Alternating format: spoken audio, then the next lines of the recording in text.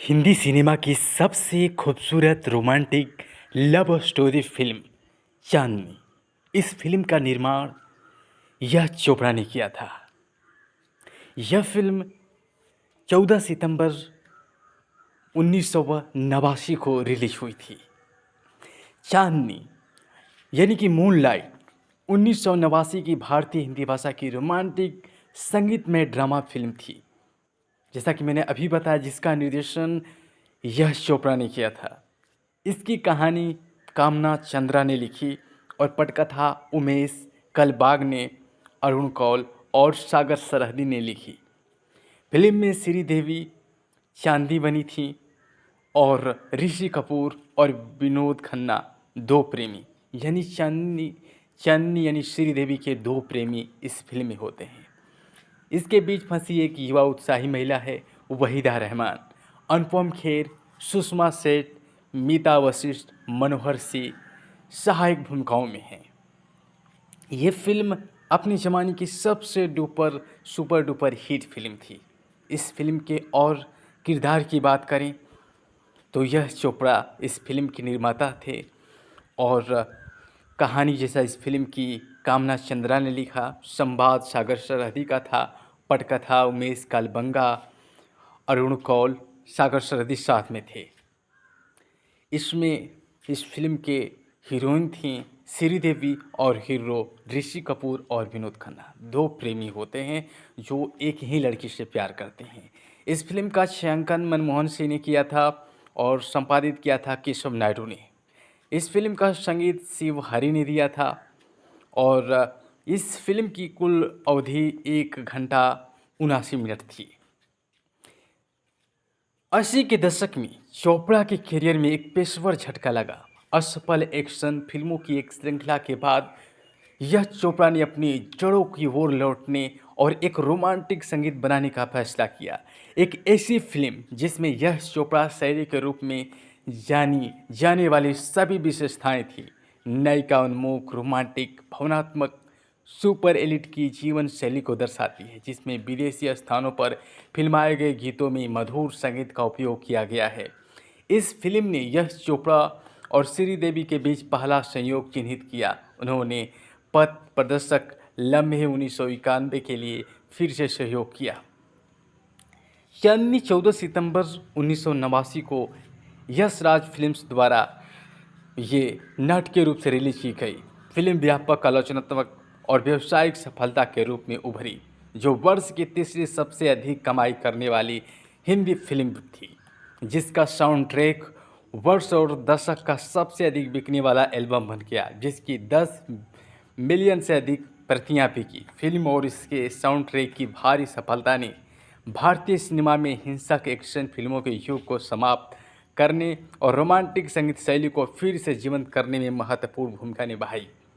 Film की सफलता ने उस युग की शीर्ष महिला स्टार के रूप में श्रीदेवी को मजबूत बना दिया और घर घर लड़कियों का नाम चांदनी रखा जाने लगा, क्योंकि चांदनी श्रीदेवी इतनी सुपरस्टार बनी कि हर कोई चाहता कि अपनी बेटी का नाम चांदनी रखे। ये ख्याल ऐसा बन गया था।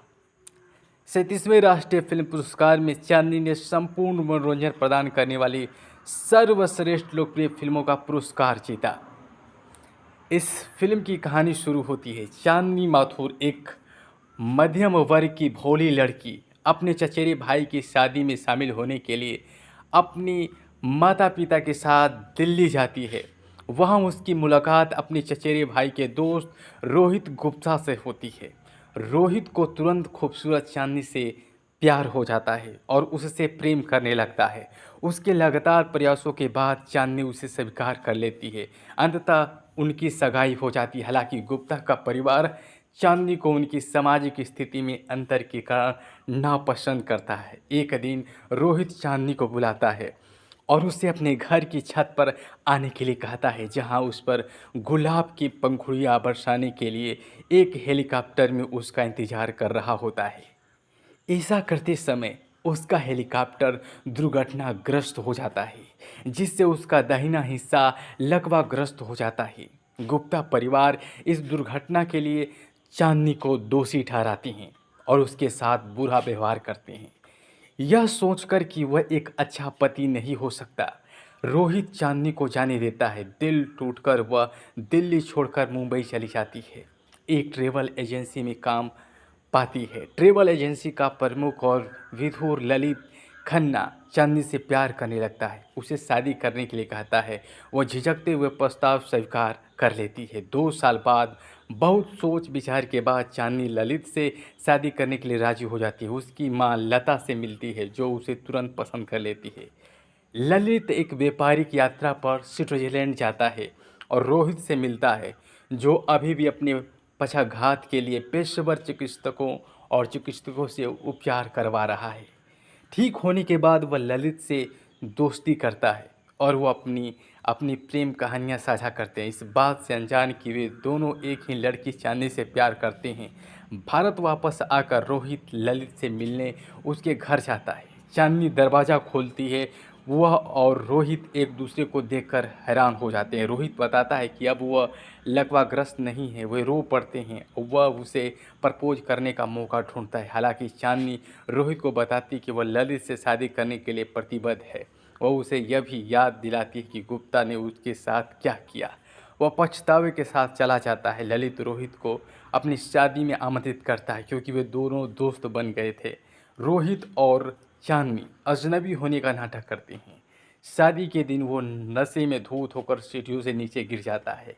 घबराहट में चांदनी उसकी ओर दौड़ती है, उसे गले लगाती है और रोने लगती है। यह देखकर ललित को एहसास होता है कि चांदनी रोहित से प्यार करती है। अस्पताल में रोहित को होश आता है। ललित चांदनी के लिए अपने प्यार का त्याग करता है। वह रोहित से शादी कर लेती है। चांदनी और रोहित को जाते हुए देखकर ललित और लता एक संक्षिप्त दुखद क्षण साझा करते हैं।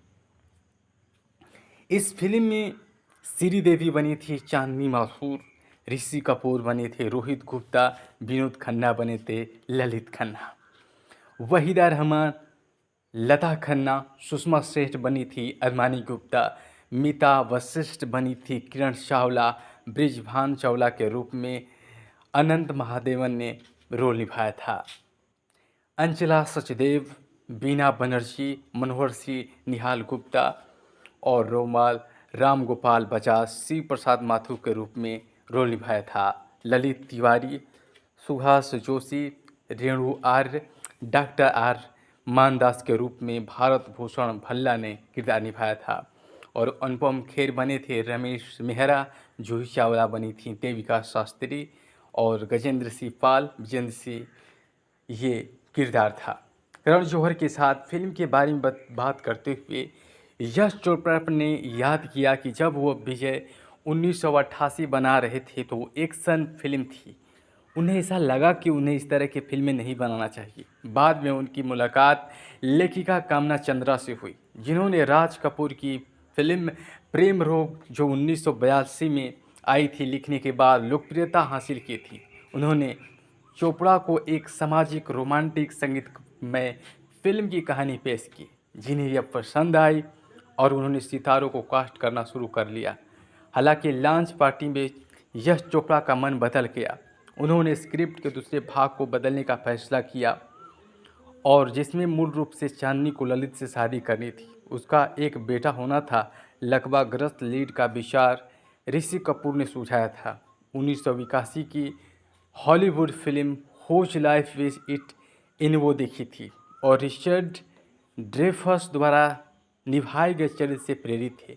शुरुआत में रेखा को मुख्य भूमिका में निभाने के लिए संपर्क किया गया था, यानी चांदनी का जो किरदार था वो अभिनेत्री रेखा को दिया गया। हालांकि यश चोपड़ा ने यह भूमिका श्रीदेवी को दी, जिन्होंने प्रस्ताव स्वीकार कर लिया। विनोद खन्ना की कास्टिंग के साथ ही ये फिल्म एक्शन सीक्वेंस मांग शुरू कर दी गई, जिसे चोपड़ा ने अस्वीकार कर दिया। मूल रूप से स्क्रिप्ट खन्ना को श्रीदेवी को आग की घटना से बचाना था। हालांकि पूरी फिल्म देखने के बाद चोपड़ा को लगा कि यह फिल्म का हिस्सा नहीं है, इसलिए उन्होंने श्रीदेवी और खन्ना को उनकी मुलाकात के सीक्वेंस को फिर से फिल्माने के लिए एक दिन की शूटिंग के लिए वापस बुला लिया। इस फिल्म का साउंड ट्रैक भी खूब पसंद आया था। इस फिल्म में सुरेश वाडकर, लता मंगेशकर थे जो इस फिल्म के अधिकतर गाने गाए गए। चांदनी का साउंड ट्रैक शिव कुमार शर्मा, हरिप्रसाद चौरसिया द्वारा रचित था, जिन्हें एक साथ शिव हरि के नाम से जाना जाता था।